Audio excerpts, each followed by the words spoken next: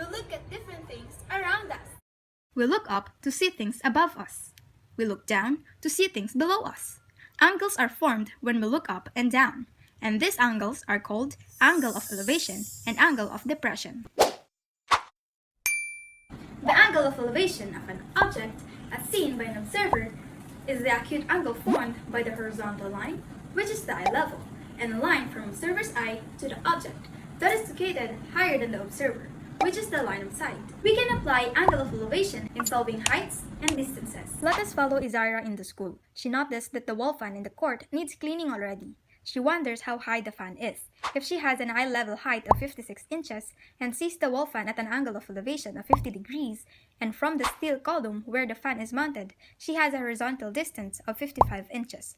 How high is the wall fan? In solving problems involving angle of elevation, we can use the 6 trigonometric ratios, or the 3 primary trigonometric ratios, known as SO, Ka, TOA.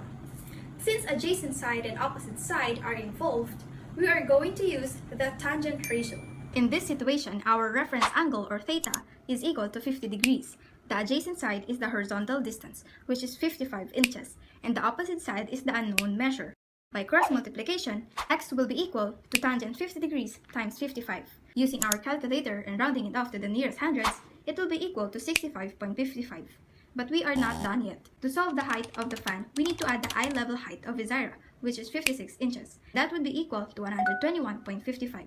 Therefore, the wall fan is 121.55 inches high. Similarly, the angle of elevation is the angle between horizontal and a line from your position to the sun.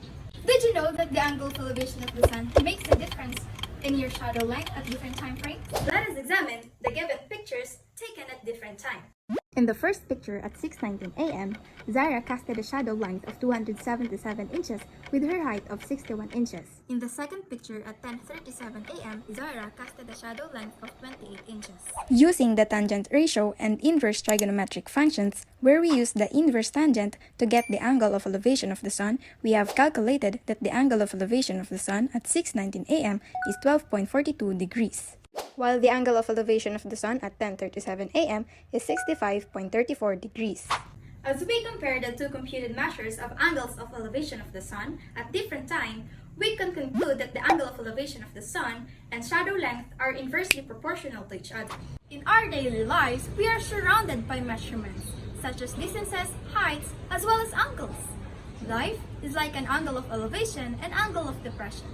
It depends on us, observers, on how far and high we want to reach.